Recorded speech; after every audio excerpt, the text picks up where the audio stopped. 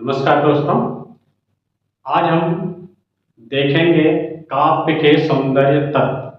जो हम लोग काव्य यानी पद्य पढ़ते हैं उसके बारे में देखेंगे, उसकी सुंदरता कैसे बनती है। जैसे हम लोग अपनी सुंदर दिखने के लिए, अपने को सुंदर दिखने के लिए अनेक तरह के वस्त्र पहनते हैं, नहाते हैं, बाल कटवाते हैं। इस तरह जो हमारी शोभा बढ़ती है, उसी तरह काव्य की भी शोभा बढ़ाने के उसके कुछ सौंदर्य तत्व हैं, उसी के बारे में हम आज देखेंगे। तो अगर आप इस चैनल पर नए हैं तो सबसे पहले इस चैनल को सब्सक्राइब और लाइक करें। तो चलिए हम देखें काव्य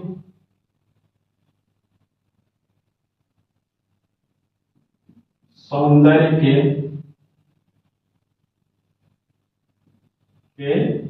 तत्व। अब इसके कौन कौन तत्व है, तो इसमें पहला हम देखेंगे रस, दूसरा छंद, तीसरा अलंकार। ये क्या है? इन्हीं से ही काव्य की शोभा बढ़ती है, रस से, छंद से, अलंकार। अगर इन तीनों का समावेश नहीं रहेगा तो वह काव्य बेकार है, यानी वह रसिक नहीं काव्य है। ठीक, तो इसमें सबसे पहले हम देखेंगे रस। रस के बारे में हम इसके विस्तार से देखेंगे। तो हम देखते हैं, पहला हमारा टॉपिक रहेगा रस। रस क्या है? दैनिक जीवन में हम देखें, जैसे गन्ने का रस होता है, उसको पीने से हमें क्या अनुभव होता है? उसके मिठास होता है, तरोताजगी महसूस होती है। ठीक, उसी तरह ही काव्य को पढ़कर जब हमें आनंद प्राप्त हो, यानी काव्य को पढ़ने से जो हमें, यानी जो हमारे हृदय में आनंद उत्पन्न हो, उसे हम रस कहते हैं। यही है रस की परिभाषा। काव्य को पढ़ने से जो हमें आनंद प्राप्त होता है वही रस कहलाता है। रस के बारे में अनेक विद्वानों ने अपने अपने मत दिए हैं। सबसे महत्वपूर्ण विद्वान थे भरत मुनि। भरत मुनि ने सर्वप्रथम रस की खोज की थी। भरत मुनि की एक पुस्तक है,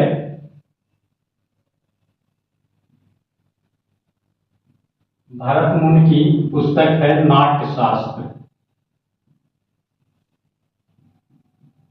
नाट्यशास्त्र, इसके 36 अध्याय हैं।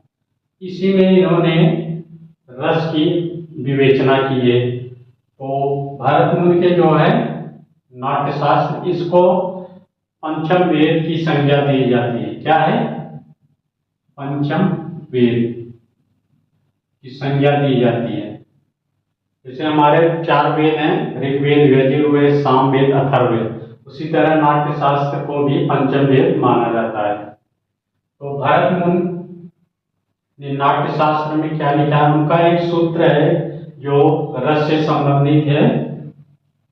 क्या है? यहां देखेंगे, विभावानुभाव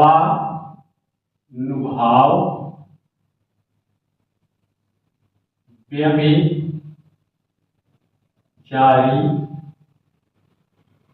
संयोगाद्रस रस निष्पत्ति। ये सभी एक में है, निष्पत्ति। भरत मुनि क्या है? विभावानुभाव व्यभिचारी संयोगाद्रस रस निष्पत्ति। भरत मुनि ने क्या क्या विभाव, यहां देखें, विभाव, अनुभाव,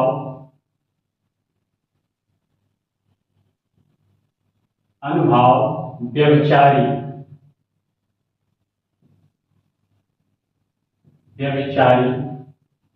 इसे संचारी भी कहते हैं। आगे हम देखेंगे संचारी भाव के संयोग से रस की उत्पत्ति होती है। किसके किसके? विभाव, अनुभाव और व्यभिचारी के संयोग से ही रस की निष्पत्ति यानी रस उत्पन्न होता है। यहाँ देखिए, एक बात ध्यान दें, इन्होंने रस नाम कहीं नहीं दिया, केवल इसके अस्थाई भाव को बताया है। भारत मुनि के अगर पूछा जाए तो भारत मुनि ने रस की खोज की नहीं, इन्होंने केवल अस्थाई भाव की खोज की थी, उसी के आधार पर रस हुए। और एक प्रश्न बनता है भारत मुनि ने के अनुसार रसों की संख्या कितनी है? भारत मुनि के अनुसार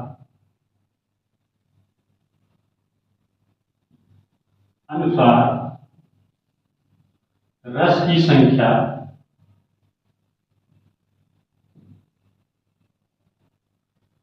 कितनी है? 8। इन्होंने 8 रस को बताया, ठीक। लेकिन जो हिंदी में रसों की संख्या मानी जाती है वह 9 है। अगर पुस्तक में आए तो आप क्या लगाएंगे? 9। लेकिन 2 और रसों की खोज की गई है तो कुल मिला के 11 हो जाते हैं, लेकिन सही माना जाता है 9। अगर नाम लेके पूछे भारत मुनि के अनुसार तो 8 मानेंगे, अगर उस तरह पूछे तो 9, अगर पूरे पूछे तो 11। एक वात्सल्य रस है और एक भक्ति रस, 2 रस और जुड़ जाएंगे। इसमें हम पूरा रस के बारे में देखेंगे। तो सबसे पहले देखिए, भारत मुनि ने ही अपने नाट्य शास्त्र में पंचम वेद जिसे कहते हैं, इसमें रस की व्याख्या की है। उसी के अनुसार विश्वनाथ प्रसाद मिश्र ने क्या किया, रस को इतना महत्व दिया कि विश्वनाथ प्रसाद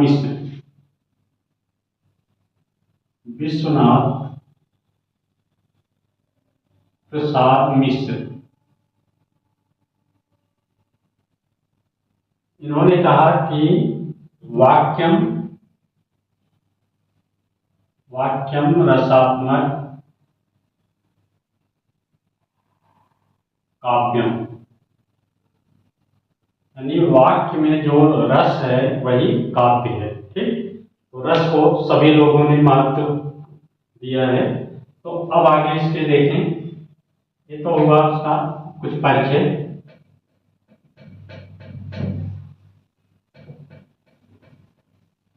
अब हम देखेंगे रस के अंग यानी भाग जिसे कहेंगे। इसके कितने भाग हैं? 4। ये पूछा भी जाता है प्रश्न। तो कौन कौन है? पहला अस्थाई भाव,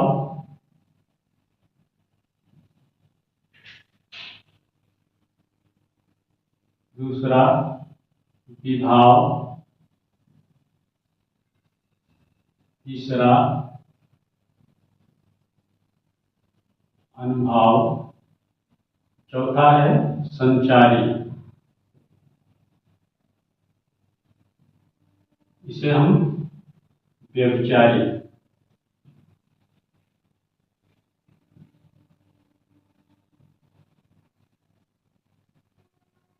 अब क्या है?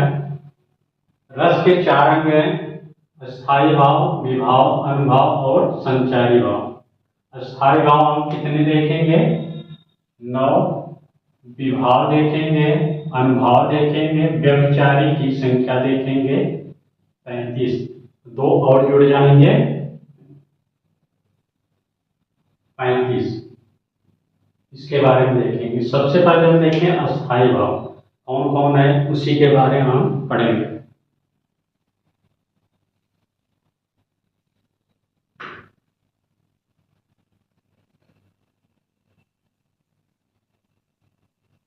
एक तरफ हम ले लें रस, दूसरी तरफ अस्थाई भाव।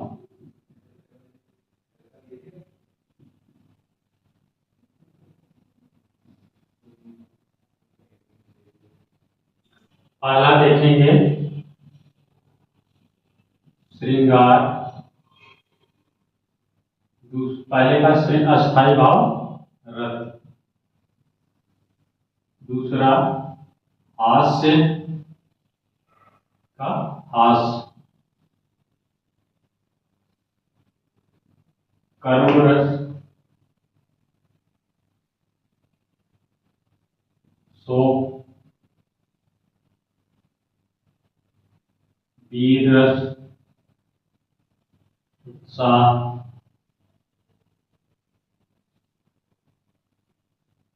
रौद्र रस,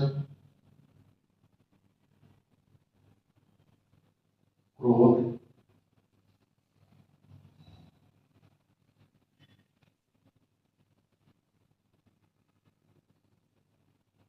शांत रस, निर्वेद,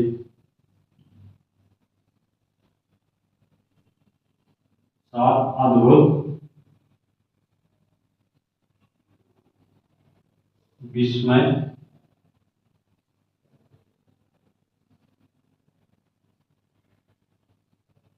भयानक, भय, बीभत्स, जुगुप्सा।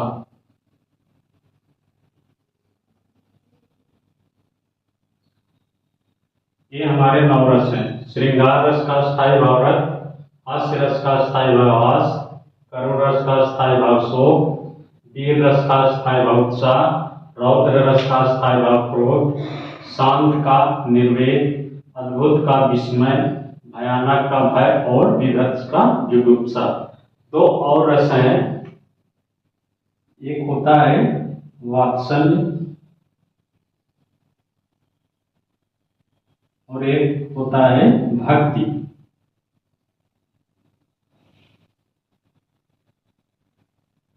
इसका स्थायी भाव भी रति होता है और इसका स्थायी भी प्रेम। रत यानी वात्सल्य का स्थायी भाव रत कैसे होगा?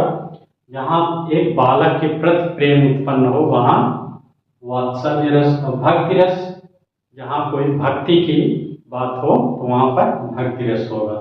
ठीक, तो हमें पढ़ना है केवल 9 रस। तो एक एक करके देखें। श्रृंगार रस, अब इसके बाद हम देखेंगे विभाव।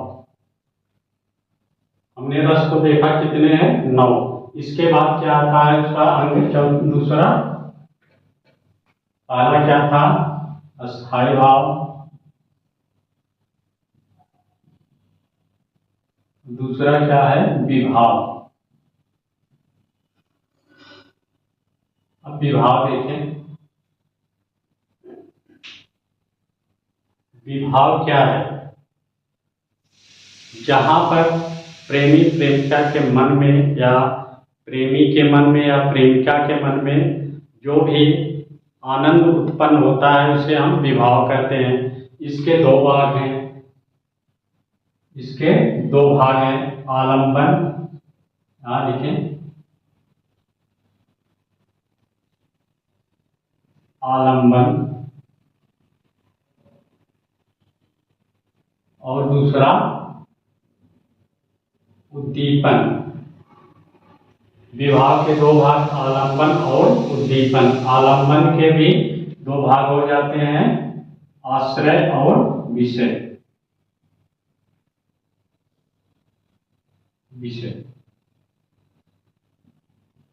अब देखिए आलंबन क्या है?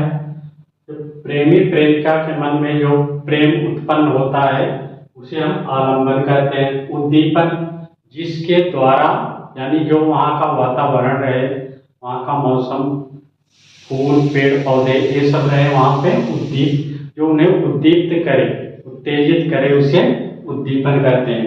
तो आश्रय में क्या है? आश्रय, जिसके मन में प्रेम उत्पन्न हो, जैसे राम और दुष्यंत, तो उनके मन में प्रेम उत्पन्न हुआ तो क्या हो गए? आश्रय। जिसके मन में प्रेम उत्पन्न हो उसे हम आश्रय कहते हैं। उदाहरण के तौर पर राम और दुष्यंत। विषय क्या है? कोई विषय होगा। अगर कोई विषय है जिसको पढ़ने में रुचि है तो क्या हो जाएगा? कोई सब्जेक्ट ले लीजिए, किताब है और ये हम है। हमें जो हमारे मन में जो उत्साह आ रहा है, जो पढ़ने की इच्छा जागृत हो रही है, किसको? किताब को। क्या हो गया? हम क्या हो गए? आश्रय, तो किताब क्या हो गई, विषय। इसी तरह आश्रय राम और दुष्यंत हो गए, विषय जिसके द्वारा मन में प्रेम उत्पन्न हो, यानी विषय कौन हो गया, सीता और शकुंतला। अब देखिए राम और दुष्यंत, सीता को देखकर राम के मन में प्रेम उत्पन्न हुआ। तो कहाँ पर, जब ये जंगल में थे वहां फूल पेड़ पौधे चिड़ियों की चहक ये सब था, तो वहां क्या हो गया, उद्दीप्त हुए। आश्रय कौन हो गया, राम, विषय कौन हो गई, सीता, और उद्दीपन कौन हो गया, वहां के पेड़ पौधे फूल चिड़ियों की चहक, ये सब क्या है, उद्दीपन का कार्य कर रहे हैं। उसी तरह दुष्यंत जब शकुंतला को देखे तो जंगल में क्या हुआ, दुष्यंत क्या है, उनके मन में प्रेम उत्पन्न हुआ। तो दुष्यंत के मन में तो शकुंतला को देखकर क्या हो गए, विषय हो गए। उद्दीप्त कौन किया, वहाँ की जो कुटिया थी, वहाँ के फूल पौधे हिरन और वहाँ की सुगंधित हवा चिड़ियों की चहक, ये सब क्या हो गए, उद्दीपन का कार्य किया। ठीक, तो ये हो गया आलंबन और उद्दीपन। तो हमारा क्या हो गया, अस्थायी भाव, विभाव। अब अनुभाव के बारे में देखिए।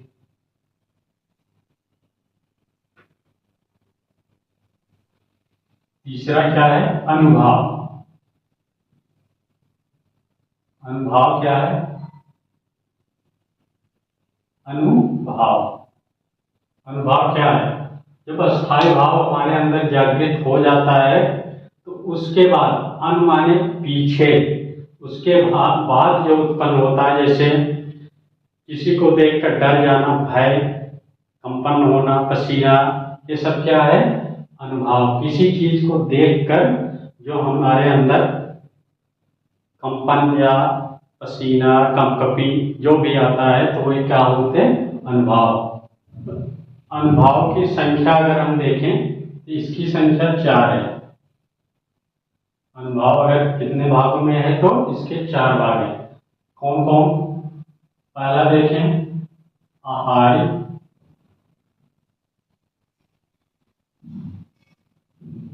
दूसरा कायिक, तीसरा मानसिक, चौथा है सात्विक।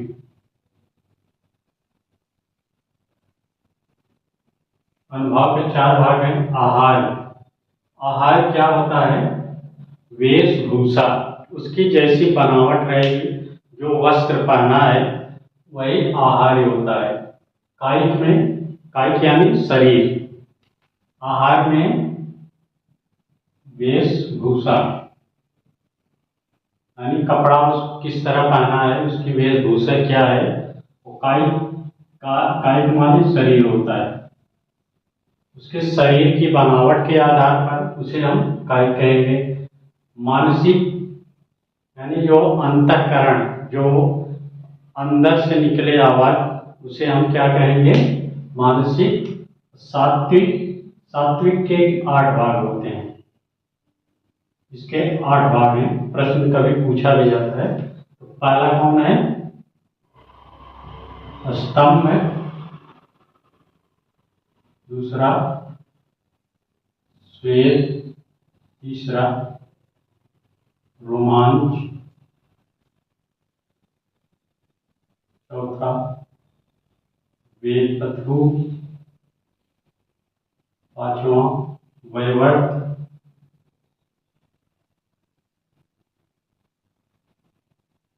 छठा अश्रु,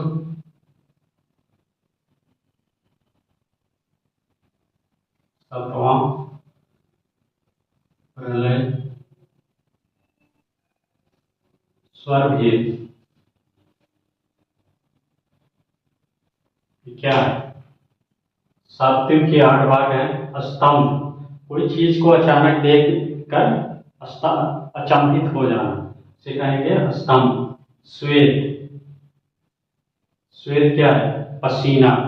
किसी चीज को देखने से जो पसीने, शरीर के अंदर जो पसीना निकलता है उसे श्वेत। रोमांच, तो कोई वस्तु या कोई व्यक्ति इस तरह की बात कह दे जो रोमांचित हो जाए, शरीर के रोए खड़े हो जाए, तो क्या है? रोमांच। वेपथु, वैवट, अश्रु, आंसू निकलना, प्रलय, स्वर भेद यानी स्वर के जो कंपन होता है।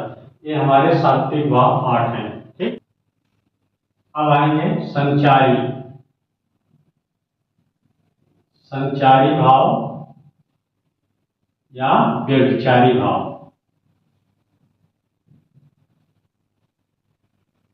इसकी संख्या कितनी है? 35। एक 34वां किसने खोजा है? देव कवि ने। साहित्य में देखेंगे देव कवि है, और 35 जो है देव कवि ने।